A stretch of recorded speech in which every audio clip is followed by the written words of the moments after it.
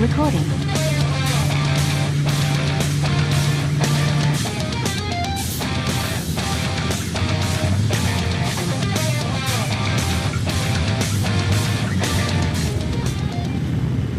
Good evening, ladies and gentlemen. GoProChicken doing a motovlog instead of a guitar video.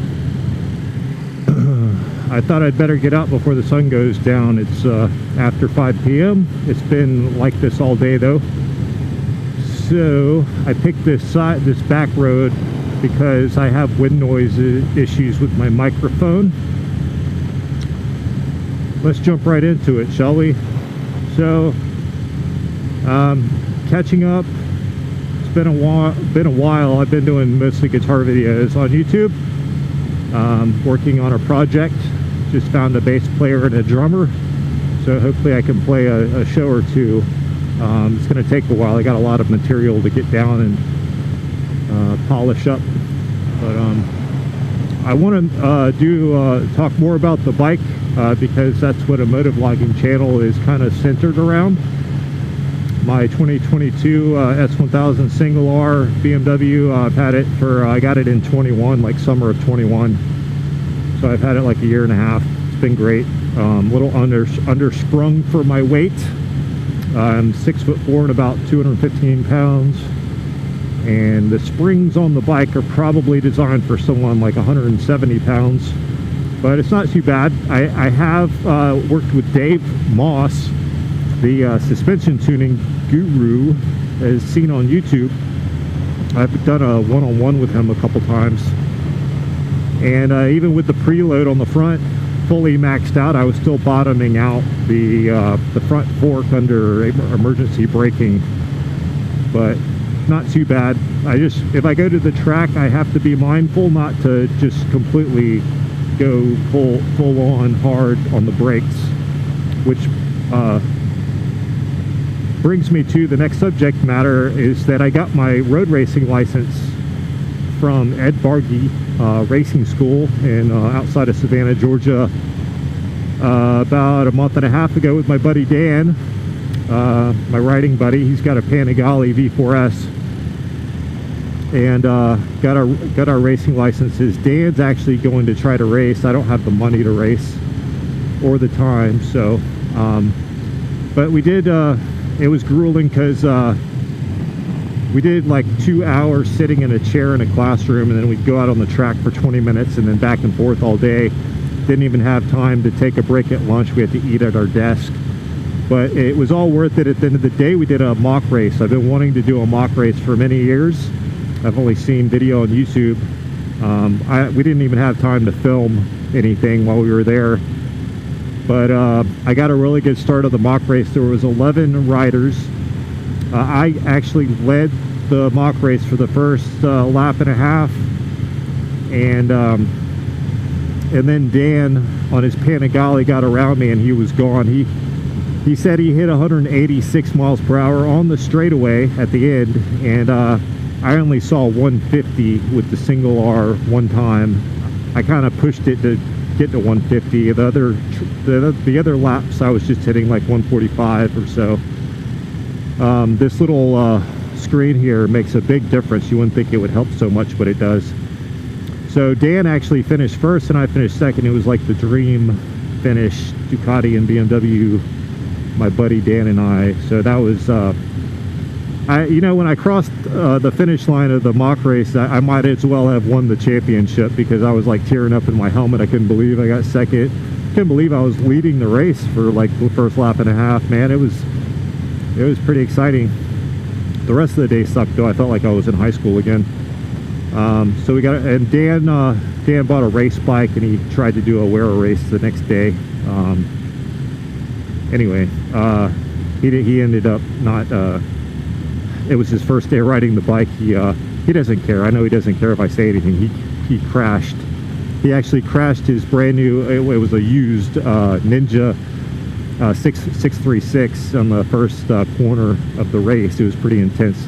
The meat grinder class is what they call it. 600. There was a lot of bikes, and it was cold that day. Cold tires. He had racing slicks on and everything. So And then they cleared his bike to race the second race. So he went out the second race and he was a little gun shy and that he wasn't trusting the grip. So he was kind of dragging behind, but kudos to him for trying. I mean, now he's all in on racing.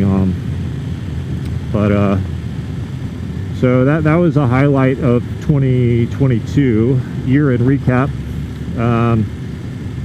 I just bought I financed, which will lead to the next subject matter. I financed a nice Mesa Boogie guitar amp, so I can actually play with loud drummer and everything. I got the 48-month 0% APR through Guitar Center, so it's not too bad. I'm not paying a high interest rate, which I am on my credit cards. To be fair, I've got a lot of credit card debt now. I did so good for like over a decade. It all started with the tracksuit last year. I got a custom Dainese tracksuit for my site because I'm 6'4". It's hard to find a tracksuit that fits. So I went ahead and did that and put it on my new BMW Motorrad credit card. And I was like, oh, I'm going to pay it off quick and everything. It's going to be fine. And then I had a couple of setbacks and put a few more things on the credit card. Before you know it, it doesn't take much. So if you do find yourself in financial trouble with credit cards, don't beat yourself up. It's kind of designed to work that way, in my opinion.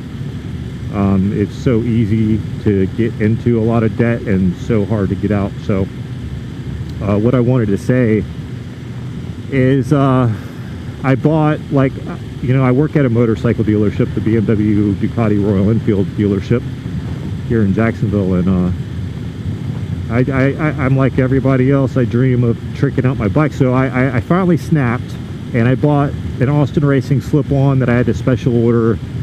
I got the BMW bar and mirrors and the New Rage Cycles tail tidy. So I was waiting for the Austin Racing slip-on to arrive. It took like 2 months to get made to order from the UK. I just wanted my bike to look like the picture on the Austin Racing website. I got all excited. I was like, man, that looks badass. But now I'm like, I'm just gonna sell. I think I'm gonna sell the slip-on on eBay, and I can return the other items to the dealership because I bought it to the dealership, and then we'll just sell it to customers. Because 2023, my New Year's resolution per se is to just not do as little as possible and just pay off my credit cards. So so I have options in the future, because if I don't start doing something now, it could be the beginning of the end financially. So I'm gonna get rid of all the cool stuff I bought. I just wanted to finish off my bike, but art is never finished, only abandoned. Leonardo da Vinci. Art is never finished, only abandoned. So after that, I'd probably want to get some rear sets that Gillis just came out with, and maybe some folding braking clutch levers and stuff. So there's no end to it. Not to mention the 2023 RR photos are out. I think we're going to take delivery of some in April at the dealership, and most of my friends ride super bikes, so it would make sense for me to get one, but it could be a lot of trouble with speed. This is easier to cruise on, so there's that. And what else? The holidays were rough. I get depressed during the holidays, a lot of sad childhood memories and stuff, but it's kind of dysfunctional too. My family's still dysfunctional. So 2022 recap. What else?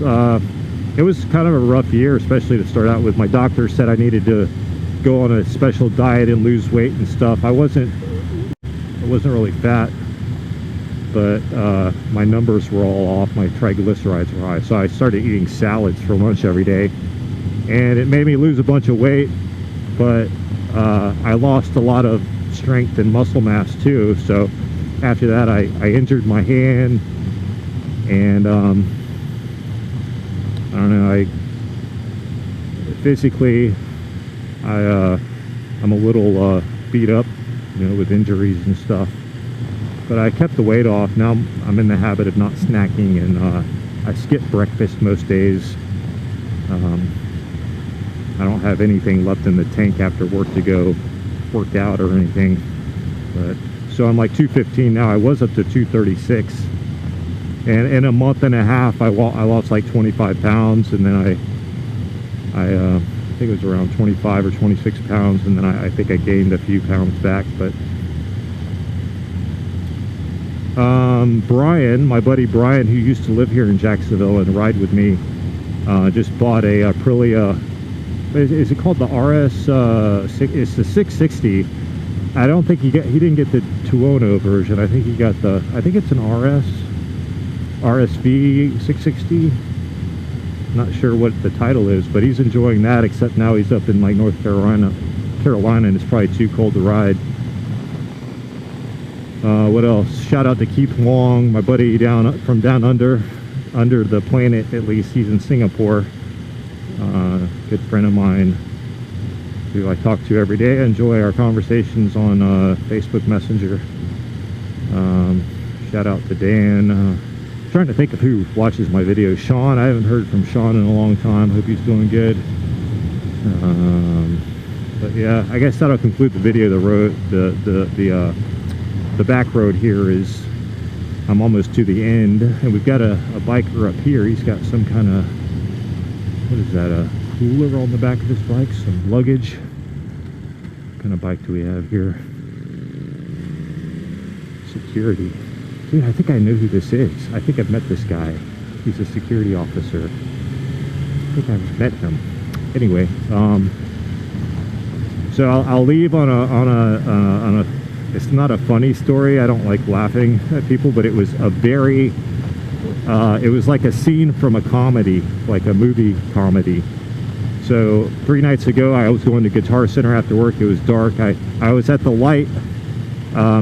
Going to turn into the side road, and there was a car and a bike pulled up behind the other car on the side road to go into the intersection. And at the stoplight, the guy started doing a burnout. He was on like a Gixxer or a Ninja, a black bike, and started doing a burnout, and the burnout went completely wrong.